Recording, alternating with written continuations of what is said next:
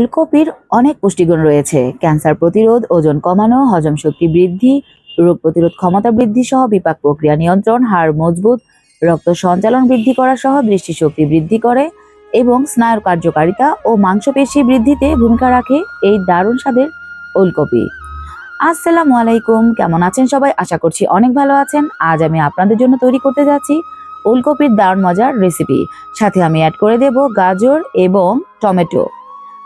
আজকে আমি ডিম দিয়ে এই ওলকপিটা রান্না করব, তাই প্রথমেই আমি দেশি মুরগির ডিম নিয়েছি এবং তা বয়েল হতে সামান্য লবণ এবং পানি দিয়ে চুলোর উপর বসিয়ে দিয়েছি। বয়েল হতে হতে এইদিকে আমি ওলকপিগুলো খুব ভালোভাবে ধুয়ে পরিষ্কার করে নিচ্ছি। আমি প্রতিটা সবজি প্রথমে খুব ভালোভাবে ধুয়ে তারপর কেটে নিই। এদিকে আমার ডিমটা সেদ্ধ হয়ে গিয়েছে, খোসাটা ছাড়িয়ে এক সাইডে সরিয়ে রাখছি। সবজিগুলোকেও ঠিক এইভাবে ডাইস আকারে কেটে নিয়েছি। আপনারা চাইলে আরো অন্যান্য সবজিও কিন্তু অ্যাড করতে পারেন। চুলে একটি প্যান বসিয়ে তাতে আমি রান্নার তেল দিয়ে দিলাম সামান্য পরিমাণ লবণ, মরিচ গুঁড়ো, এরপর ডিম দিয়ে তাতে আমি দিয়ে দিব সামান্য পরিমাণ হলুদ গুঁড়ো। ডিমগুলোকে নেড়েচেড়ে ভেজে নিচ্ছি।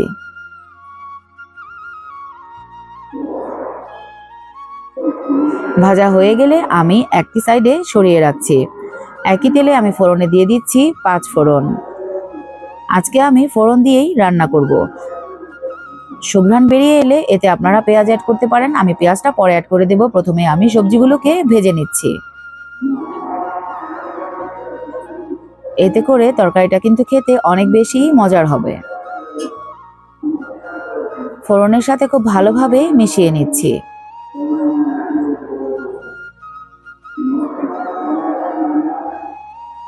ভাজা হয়ে এলে আমি এতে অ্যাড করে দেব পেঁয়াজ কুচি।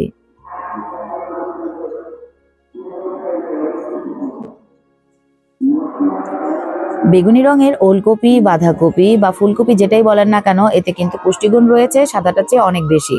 আমি দিয়ে দিয়েছি আদা রসুন বাটা, সেই সাথে আমি দিয়ে দিলাম মরিচ গুঁড়ো, হলুদ গুঁড়ো এবং জিরে গুঁড়ো, আর দিয়ে দিলাম স্বাদমতো লবণ।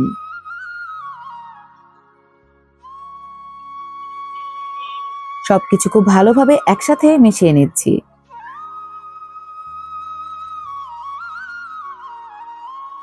সবজিগুলো কিন্তু অনেকটাই সেদ্ধ হয়ে এসছে। আমার রেসিপি যদি ভালো লেগে থাকে অবশ্যই কিন্তু সাবস্ক্রাইব করতে একদমই ভুলবেন না, আমার পাশেই থাকবেন। এরপর এতে আমি দিয়ে দিচ্ছি ঝোলের জন্য পানি। আমি গরম পানি অ্যাড করে দিয়েছি। এরপর আমি ঢেকে রাখছি। ভালো মতো ফুটে এলে ঢাকনাটা তুলে আবার একটু নেড়েচেড়ে দিচ্ছি।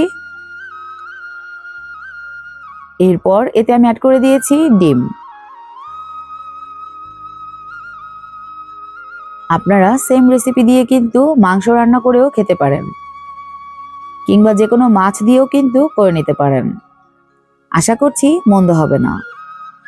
আমার রান্নাটা কিন্তু প্রায় কমপ্লিট হয়ে এসছে, তবে অবশ্যই কিন্তু ওলকপিটা চেক করে দেখবেন যে ভালোভাবে সেদ্ধ হয়েছে কিনা।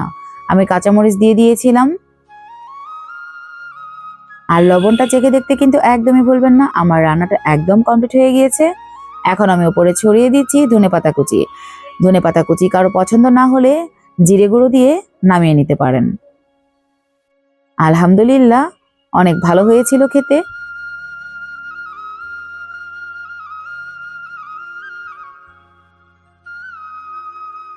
দ্যাটস ইট, আমার রান্নাটা একদমই কমপ্লিট হয়ে গিয়েছে।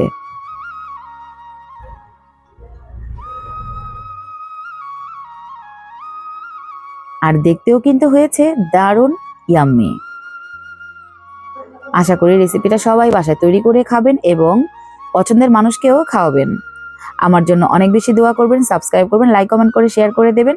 আসসালামু আলাইকুম।